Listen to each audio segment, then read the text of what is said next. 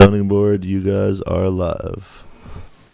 Good morning and welcome to the Zoning Board of Appeals meeting for Friday, May 9th. We have the minutes from April 11th, 2025. May I have a motion? So moved. Second, please. Second. All in favor? Aye.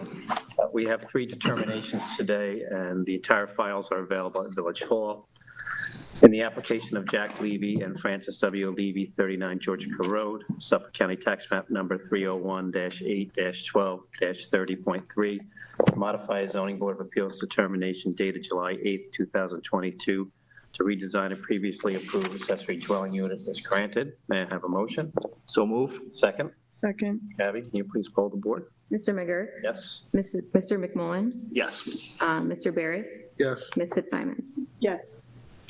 In the application of Phyllis J. Berger Vocal Trust, and the Georgica, New York Trust, 44 Georgica Road, Suffolk County Tax Map Number 301-7-3-4, for wetlands permits and variance to legalize 2 slate patios is granted with respect to the existing patio next to the pool and the existing patio next to the house, upon the condition that the existing patio located 14.4 feet from the wetlands is removed with hand tools only. Accordingly, the motion of the application is deemed withdrawn as is otherwise denied. May I have a motion? So moved. Second. Second. Abby, can you please poll the board? Mr. McGurk? Yes. Mr. McMullen? Yes. Mr. Barris? Yes. Ms. Fitzsimons? Yes. Okay, and the last determination, in the application of Sea Spray East Hampton LLC, 20 Gracie Lane, Suffolk County Tax Map Number 301-13-12, for a coastal erosion hazard area permit and variance to legalize the installation and maintenance of an existing sculpture is granted. May I have a motion?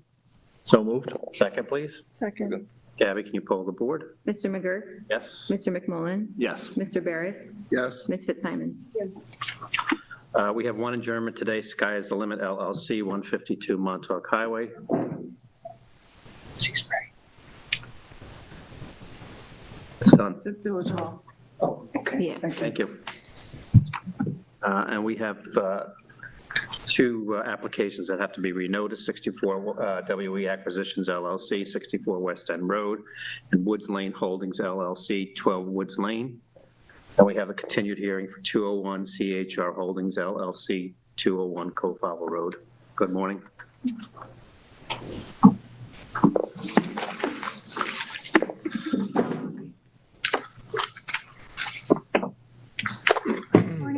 Jackie Hubbard here from Toomey, Latham, Shea, Kelly, Dubin, and Cordero Riverhead. Here on behalf of the applicant, we were here before you. Speak into the microphone. Yeah, we were here before you. Sorry, apologies. Last month on this application. In the interim, we submitted new plans. On your team. Yes, not for this one. Apologies, just the next one. We submitted new plans in the interim to reflect the removal of that proposed conditioned space in the basement. And as of now, we are only before you for those 2 remaining variance requests for the both side yards for the proposed garage. Okay. I'd like to, would you condition the space in the basement not just to be basement? Can we do that, Billy? The basement, can we condition it just to be basement or it has to be basement? Oh, yep. That's okay. Good morning, Chairman, members of the board. So I think the board's concern last time was that it was being used for habitable purposes for, like a gymnasium and other uses. So if if you're inclined to grant relief for the actual structure and you want to impose conditions on the use of the basement being just used for storage as a unfinished basement, I think that's the board's prerogative. Okay, thank you. I think when we were talking before, when we were referring to storage, we were looking for just an open space, not sectioned off with walls and closets and different areas. I don't know if that's everyone else's. And can we just go to Joe? Can you make a comment on the, or Tom, on the walls in the basement? Can you make a comment on that?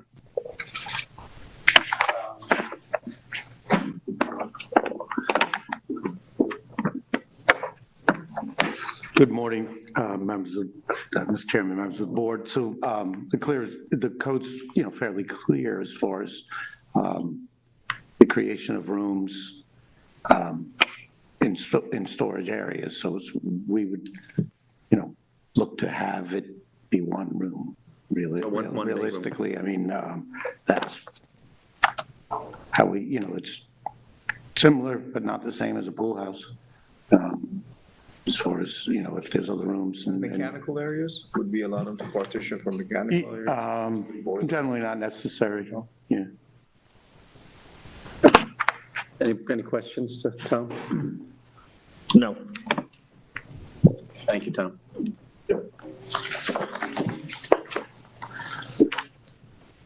Is that something that the applicant would be amenable to?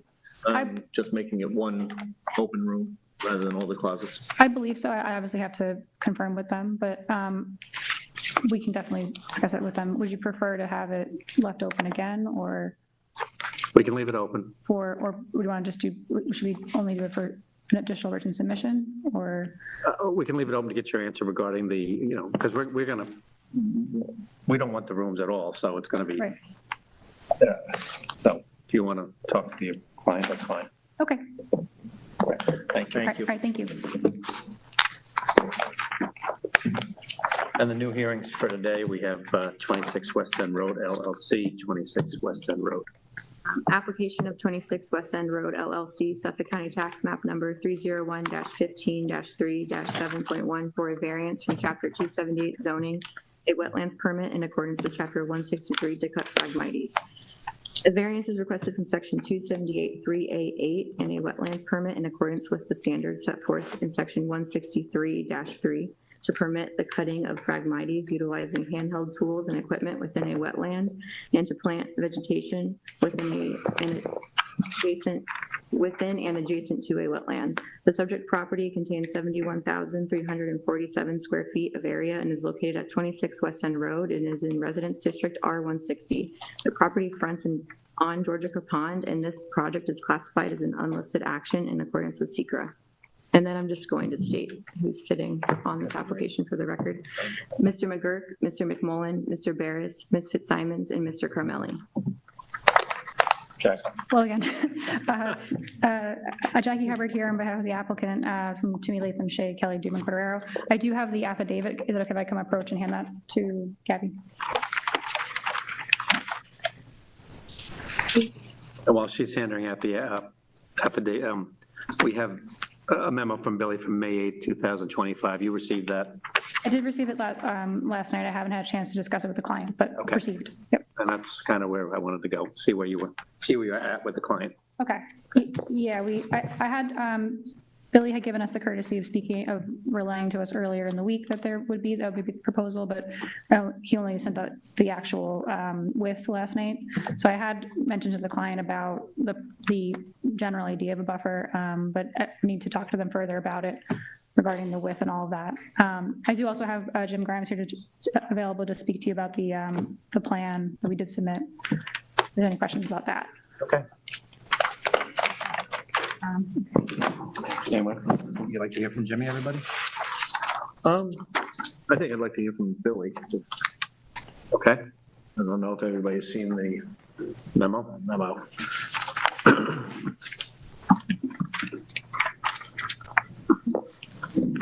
Oh, that's okay.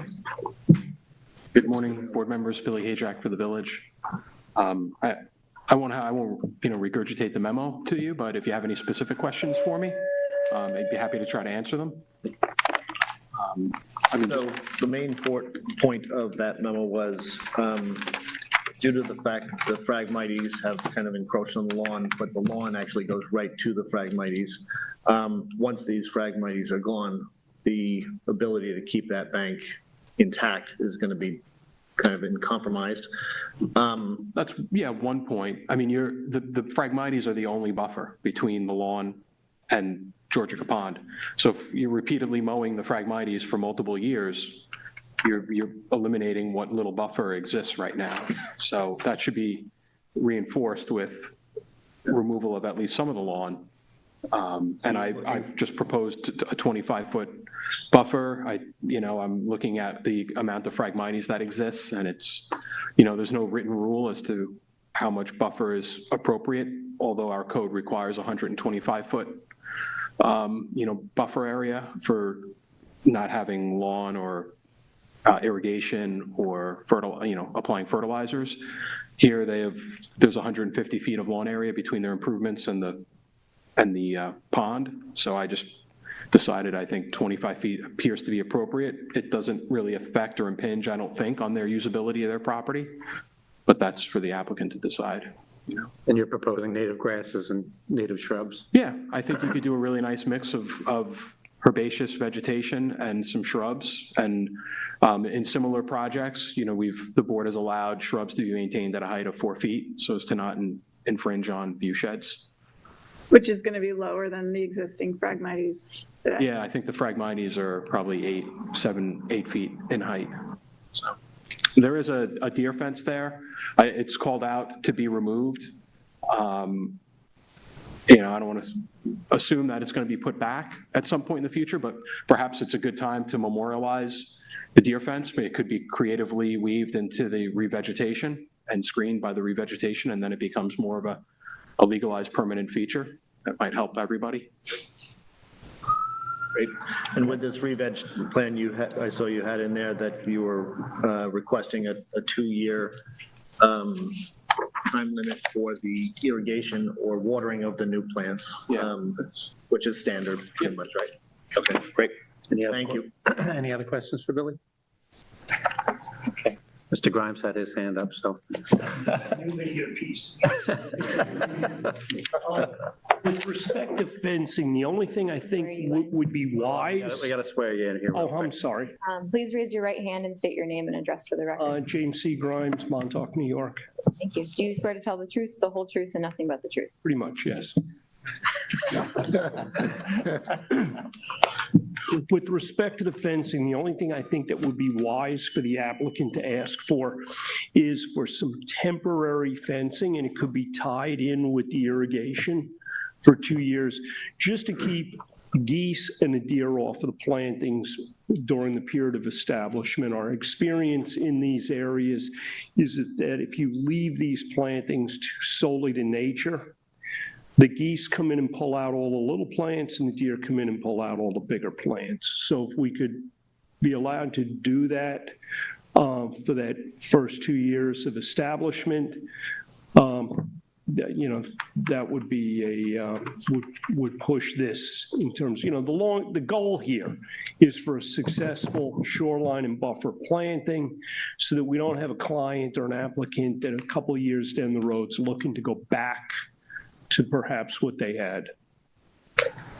And that's all I have. Thank you. Thanks.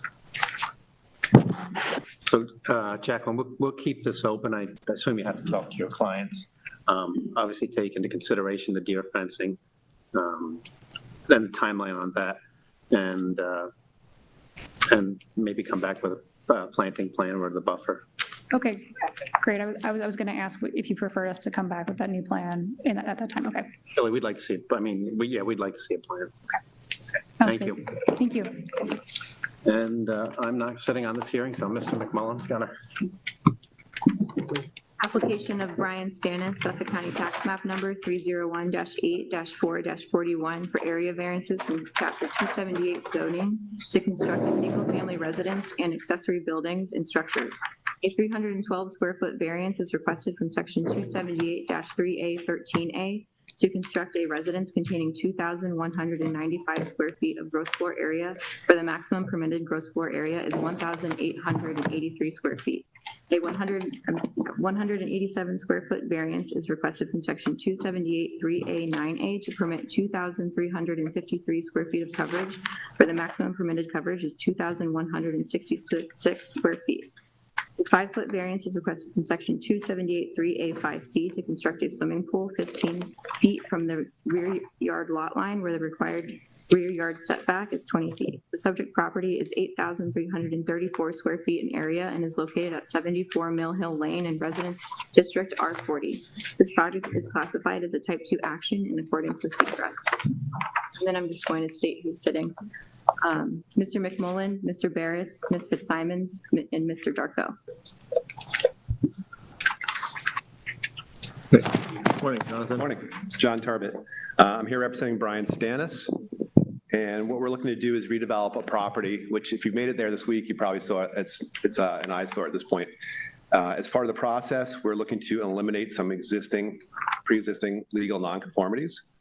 One is that the garage in the back of the property, which has a CO for plumbing, heating, electrical, and could probably be used as a cottage, we're going to abandon that use as a cottage and just make it into a garage, rebuild it for what it is now.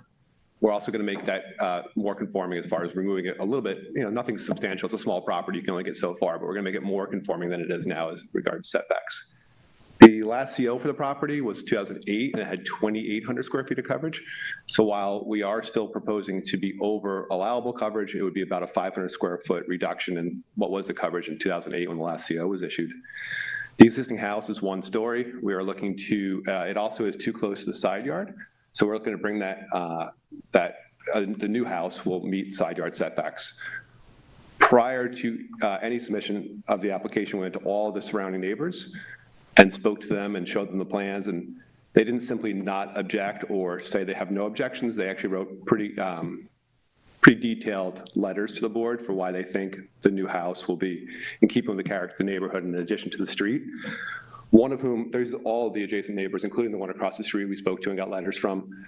Behind us is the Brown family, and then if you're facing the house to the right is actually a man who is his job is a historic preservation consultant, and his letter I thought was pretty interesting and well written for why he thinks it'll be an improvement to the street if we're able to build what we're asking for. So the big ask is a gross floor area variance, which it's a small lot. The house is the proposed house is only 2195. It would be one of the smallest houses on the street, and essentially the extra gross floor area we're looking for is a 1-story addition off the back. I do have Brian Stannis here, and I have the architect here if you have any questions.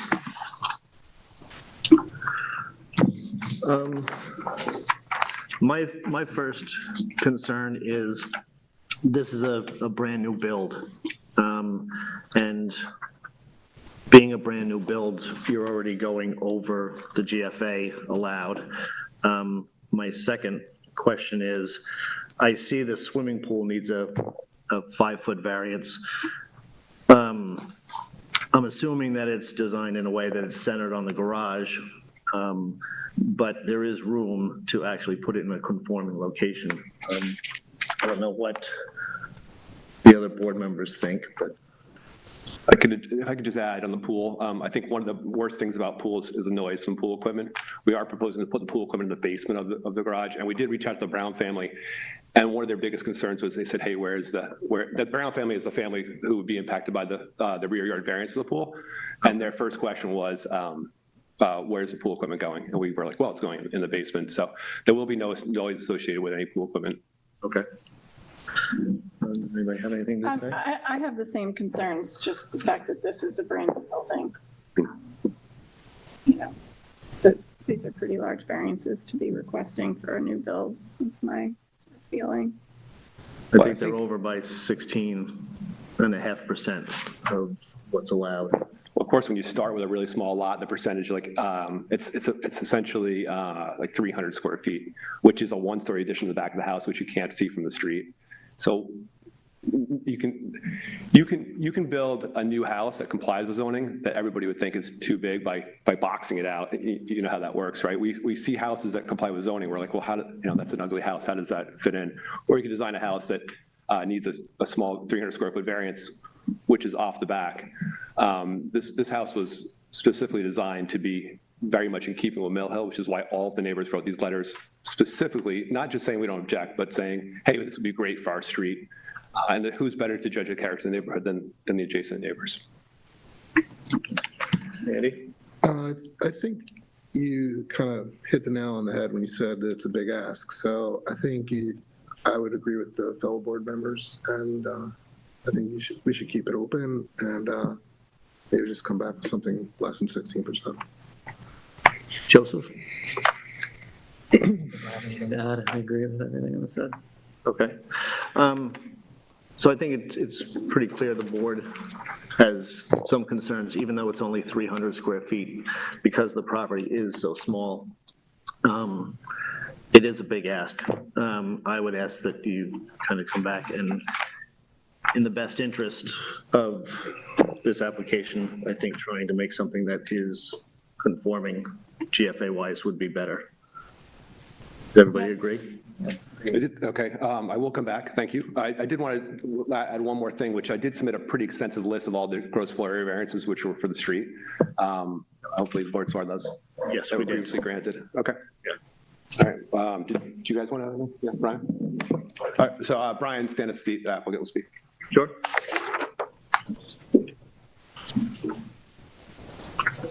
How's everything? Swear you in. Please raise your right hand and state your name and address for the record. Brian Stannis, 74 Mill Hill Lane, East Hampton. Thank you. Do you swear to tell the truth, the whole truth, and nothing but the truth? I do. Thank you. Good morning, rather. Brian Stannis, the owner of the property. I've seen some of you before. Obviously, I live over on Pleasant Lane currently. This is the exact same size property that we have on Pleasant, 0.19 of an acre. Lived in the village now since 2010, over at 17 Pleasant since 2018. We developed our property on Pleasant Lane, roughly about the same size house as this, in order to kind of start a family. We recently had the opportunity to move on from Pleasant to a much more picturesque street. I think probably one of the most beautiful streets in the village. And in doing so, we kind of developed this project where obviously these are asks that are a little outside of the box. However, they were kind of in the same realm of what we had asked for in the past. And the biggest thing that drove the GFA variance was the ability to put a third bedroom on the second floor. Our neighbor to the left, Mr. Liss, has a house that is probably to the foot of what's allowed, and he wasn't able to fit that third bedroom on the second floor. And in trying to start a family, the biggest thing, obviously, for children and having them close to you on the second floor is really what drove that GFA variance. Now, we tried to keep, obviously, any of the large sight lines and everything from the road hidden, which is why we did that one story off the rear. And so that's kind of really what drove most of the design. I think you guys actually hit on it exactly with the pool. The only request for that was obviously the aesthetic of centering it on the current garage. So that was the deal with that. And just in comparison wise to the house that's next door, Mr. Liss, who's also about 0.19 of an acre, our house would actually be no larger from the street view than that house comparatively. So the only piece would really be that back piece that would not be visible at all, with obviously being a landscaper, would not be able to see anything from the roadside. So I just wanted to add that. Great. So thank you very much. Thank you. Thank you. Okay, so we will keep the application open until next meeting. I don't need to vote on that, right? So the next order of business is to close the hearing. Do I have a motion? Close the meeting. Close the meeting, yes. Motion to close the meeting. Second? Second. All in favor? Aye. Thank you. Thank you, guys.